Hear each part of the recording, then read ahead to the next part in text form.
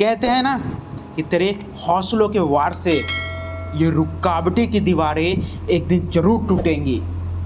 देख लेना, ये सफलता तुम्हें एक दिन जरूर मिलेगी। दोस्तों, आयोग एवं परिषद से रिलेटेड एग्जाम के पॉइंट ऑफ व्यू से मोस्ट सिलेक्टेड एवं इम्पोर्टेंट क्वेश्चन आप लोगों के लिए लेके आया हूं, जिसमें पहली सवाल है, क्षेत्रीय परिषदों का गठन किसके द्वारा किया जाता है?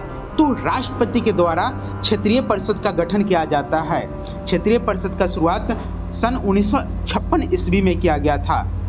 ये इसके अध्यक्ष केंद्रीय गृह मंत्री होते हैं और यह एक वैधानिक परिषद है, यानी इसमें संविधान में कोई इसकी चर्चा नहीं है। ये क्षेत्रीय परिषद पूरे भारत में 5 क्षेत्रीय परिषद कार्यरत हैं, जिसमें एक उत्तरी क्षेत्रीय परिषद, दक्षिणी क्षेत्रीय परिषद, पूर्वीय क्षेत्रीय परिषद, पश्चिमी क्षेत्रीय परिषद और एक मध्य क्षेत्रीय परिषद है, जिसमें उत्तरीय क्षेत्रीय परिषद का मुख्यालय नई दिल्ली है। मध्य क्षेत्रीय परिषद जिसमें मध्य प्रदेश, यूपी ये सब आता है, इसकी मुख्यालय इलाहाबाद है।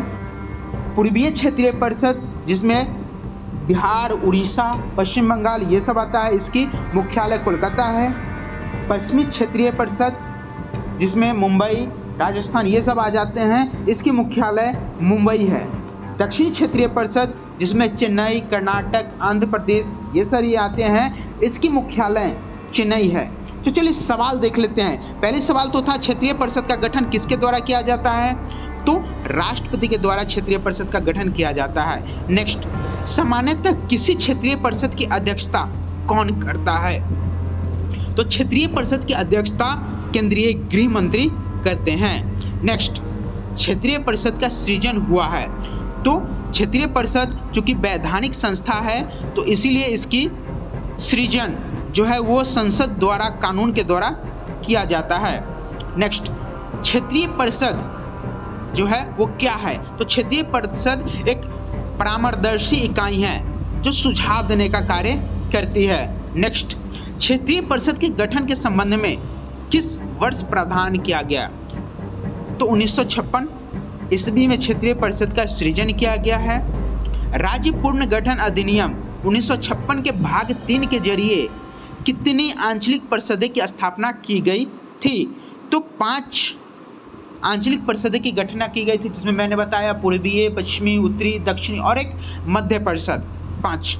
वर्तमान समय में भारत में कितने क्षेत्रीय परिषद है? तो वर्तमान समय में भी 5 ही क्षेत्रीय परिषद कार्यरत हैं। उत्तरी क्षेत्र इसमें सम्मिलित करना है। उत्तरी क्षेत्रीय परिषद का हम लोगों ने पीछे पढ़ा था, उसका मुख्यालय नई दिल्ली। मध्य जिसमें यूपी, मध्य प्रदेश आता है, इसका मुख्यालय इलाहाबाद।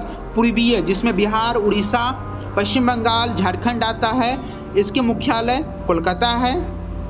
पश्चिमी का मुंबई है और दक्षिणी जिसमें चेन्नई ये सब आ जाता है, तो इसकी मुख्यालय चेन्नई है। यानी A, B, C, D ये सब सही, यानी A इज द राइट। अगली सवाल है अंतर्राज्यीय परिषद से। अंतर्राज्यीय परिषद का स्थापना राष्ट्रपति के द्वारा किया जाता है। इसका गठन संविधान के अनुच्छेद 263 के तहत सन 1950 ईस्वी में किया गया था। अंतर्राज्यीय परिषद के अध्यक्ष प्रधानमंत्री होते हैं और इसके सदस्य में सभी राज्य के मुख्यमंत्री और कुछ केंद्रीय मंत्री भी शामिल होते हैं। यह एक संवैधानिक संस्था है, यानी परिषद है। चलिए क्वेश्चंस देख लेते हैं। अंतर्राज्यीय परिषद का गठन संविधान के किस अनुच्छेद के अंतर्गत किया गया है? तो 263। नेक्स्ट, अंतर्राज्यीय परिषद का निर्माण होता है, तो यह एक संवैधानिक प्रावधान के द्वारा इसके निर्माण होता है। नेक्स्ट है, सन 1990 में अंतर्राज्यीय परिषद का गठन किस समिति के संस्तुति पर किया गया था? तो सरकारिया आयोग के द्वारा संस्तुति किया गया था 1990 में, तब जाकर अंतर्राज्यीय परिषद का गठन किया गया है। नेक्स्ट है, सरकारिया कमीशन के द्वारा संस्तुति की गई अंतर्राज्यीय परिषद का गठन संविधान के किस धारा के अंतर्गत किया गया है? तो 263 के अंतर्गत किया गया है। अंतर्राज्यीय परिषद की स्थापना कब हुई थी? तो 28 मई 1990 को। नेक्स्ट है, किस प्रधानमंत्री के कार्यकाल में अंतर्राज्यीय परिषद का प्रथम बार गठन किया गया था? तो बीपी सिंह के कार्यकाल में अंतर्राज्यीय परिषद का गठन किया गया था। एक अंतर्राज्यीय परिषद की स्थापना की जा सकती है राष्ट्रपति के द्वारा। निम्नलिखित में से किस आयोग के अंतर्गत अंतर्राज्यीय परिषद के स्थान पर अंतर सरकार परिषद की स्थापना करने की अनुशंसा किया गया था?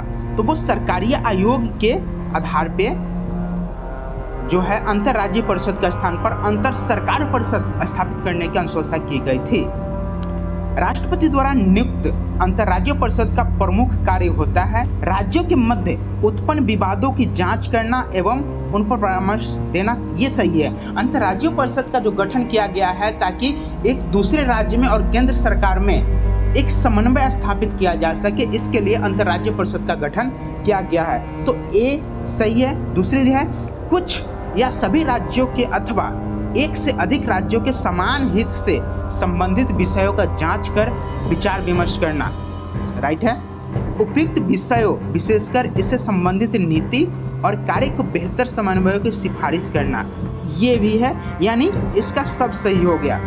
अगली सवाल है योजना आयोग से संबंधित। तो योजना आयोग का स्थापना 15 मार्च 1950 को केंद्रीय मंत्रिमंडल द्वारा पारित प्रस्ताव के आधार पर किया गया था। इसके अध्यक्ष प्रधानमंत्री होते हैं। तो इसके प्रथम अध्यक्ष पंडित जवाहरलाल नेहरू एवं प्रथम उपाध्यक्ष गुलजारीलाल नंदा थे। 15 अगस्त 2014 ईस्वी को लाल किले से प्रधानमंत्री नरेंद्र मोदी के द्वारा योजना आयोग के बदले नीति आयोग शुरू करने की घोषणा किया गया। नीति, जिसका फुल फॉर्म होता है national institution for transforming India, इसकी शुरुआत किया गया था। तो 1 जनवरी 2015 को मंत्रिमंडल के एक प्रस्ताव के तहत एक नई संस्था का रूप ले लेती है। तो चलिए सवाल देखते हैं। योजना आयोग की स्थापना किस वर्ष की गई थी? तो योजना आयोग की स्थापना 15 मार्च 1950 को की गई थी। तो 1950 is the right answer. Next, 1950 में योजना आयोग की स्थापना की गई थी संसद के अधिनियम के द्वारा, केंद्रीय मंत्रिमंडल के प्रस्ताव के द्वारा। तो B is the right answer. केंद्रीय मंत्रिमंडल के प्रस्ताव के द्वारा 1950 में योजना आयोग की स्थापना की गई थी। 1950 में योजना आयोग का गठन निम्न में से किसके संकल्प द्वारा किया गया है? तो संघीय मंत्रिमंडल के प्रस्ताव के द्वारा किया गया है। तो C is the right answer. Next, Yojana Aayog से संबंधित सर्वाधिक प्रभावित हुआ। तो वित्त आयोग सबसे ज्यादा प्रभावित हुआ जब योजना आयोग आया था, इसलिए योजना आयोग ने संघवाद को निरस्त कर दिया। ये कथन है अशोक चंद्रा का। B is the right answer. Next है, भारत सरकार ने नीति आयोग का गठन निम्न में से किसके स्थान पर किया? तो योजना आयोग को हटा करके नीति आयोग की शुरुआत किया गया है 1 जनवरी 2015 ईस्वी से। पूर्ववर्ती योजना आयोग को आर्थिक मंत्रिमंडल किसने बताया था? Ashok Chandra. B is the right answer. Next, पूर्ववर्ती योजना आयोग का गठन निम्नलिखित में से किसकी अनुशंसा से हुआ था?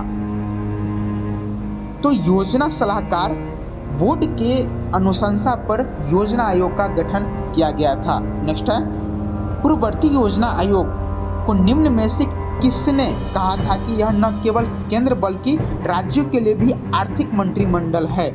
यह कहा था Ashok Chandra. D is the right answer. Next, पूर्ववर्ती योजना आयोग के पदेन सदस्य निम्न में से कौन थे? तो पूर्ववर्ती योजना आयोग उसके सदस्य पदेन सदस्य वित्त मंत्री और योजना मंत्री होते थे। नीति आयोग में वित्त मंत्री, योजना मंत्री, रक्षा मंत्री, कृषि मंत्री पदेन सदस्य होते हैं। नेक्स्ट सवाल है, योजना आयोग के प्रथम उपाध्यक्ष थे तो Gulzarilal Nanda. B is the right answer. Next, निम्नलिखित में से कौन सी नीति आयोग का उद्देश्य नहीं है? यह विकास प्रक्रिया के लिए महत्वपूर्ण दिशा और कार्यनीतिक सूचना है। ठीक है, यह नीति के प्रमुख तत्व उपलब्ध करने में चिंतक मंडल के रूप में कार्य करती है, यानी परामर्शदाता का कार्य करती है। ये भी सही है। यह कार्यक्रमों को कार्यान्वयन पर निगरानी रखता है और उसका मूल्यांकन करता है। ये भी सही है।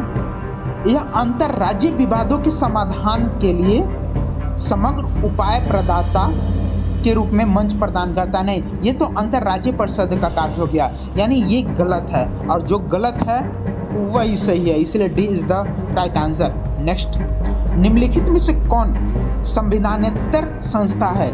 संविधानेतर संस्था कहने का मतलब संविधान से परे, जिसका उल्लेख संविधान में नहीं किया गया है उसे ही संविधानेतर संस्था कहते हैं। तो वो है नीति आयोग, जिसका संविधान में कोई उल्लेख नहीं किया गया है। पहले योजना आयोग भी इसी में आता था। नेक्स्ट, निम्नलिखित में से कौन सा एक संविधान का अंग नहीं है? अभी हम लोगों ने देखा नीति आयोग। नेक्स्ट, नीति आयोग का स्वरूप क्या है? तो नीति आयोग का स्वरूप है परामर्शदर्शी संस्था के रूप में ये कार्य करती है। नेक्स्ट, निम्नलिखित में से कौन सा एक संवैधानिक निकाय नहीं है? तो नीति आयोग। निम्नलिखित में से कौन संविधानेतर या विधि बाह्य निकाय है? तो राष्ट्रीय विकास परिषद ये भी है, राष्ट्रीय एकता परिषद ये भी है, नीति आयोग ये भी है, यानी ये तीनों सही है, इसलिए D is the right answer. Next, Bharat के योजना आयोग को सन 2015 में नीति आयोग के द्वारा प्रतिस्थापित किया गया था। D is the right answer. Next, Niti आयोग का अध्यक्ष होता है प्रधानमंत्री। A is the right answer. NITI Aayog का पदेन सभापति प्रधानमंत्री होते हैं। नेक्स्ट, भारत के नीति आयोग के संबंध में निम्नलिखित में से कौन सा कथन सही है? नीति आयोग का संविधान में कोई उल्लेख नहीं है, बात सही है। इसका अध्यक्ष, इसका उपाध्यक्ष एवं सदस्य के लिए कोई निश्चित कार्यकाल नहीं होता है, सही है। इसके सदस्य के लिए कोई निश्चित योग्यता नहीं है, ये भी सही है, यानी D is the right answer सभी। नीति आयोग के उपाध्यक्ष को भारत सरकार के सरकारी वरीयता के क्रम में महत्वपूर्ण दर्जा दिया गया है, तो नीति आयोग के उपाध्यक्ष को कैबिनेट मंत्री के समान दर्जा दिया गया है। A is the right answer. Next, Niti Aayog के विषय में निम्नलिखित में से कौन सा एक सही नहीं है? तो इसका गठन योजना आयोग के स्थान पर किया गया, ये सही है। इसमें एक पूर्वकालिक अध्यक्ष होते हैं, ये बात गलत है, बाकी सब सही है। देखते हैं आगे, इसका गठन जनवरी 2015 में किया गया, सही है। यह सहकारी संघवाद के सिद्धांत पे कार्य करता है, ये भी सही है, यानी बी जो कि गलत है, और जो गलत है वही सही है क्योंकि यहाँ पे नहीं पूछ रहा है। नेक्स्ट, निम्नलिखित में से कौन सा संविधानेतर संस्था है? तो नीति आयोग है, ये है। निम्नलिखित में से कौन सर्वोच्च मंत्रिपरिषद के नाम से जाना जाता है? राष्ट्रीय विकास परिषद को सर्वोच्च मंत्रिपरिषद यानी सुपर कैबिनेट का दर्जा दिया गया है। केल संथाना ने राष्ट्रीय विकास परिषद को सुपर कैबिनेट का संज्ञा दिया था, यानी D is the right answer. Next, Rashtriya Vikas Parishad का अध्यक्ष कौन होता है? प्रधानमंत्री। A is the right answer. Next, प्रधानमंत्री, यूनियन कैबिनेट मंत्री, मुख्यमंत्री, मंत्रिपरिषद सभी सदस्य होते हैं, ये सभी सदस्य होते हैं राष्ट्रीय विकास परिषद का।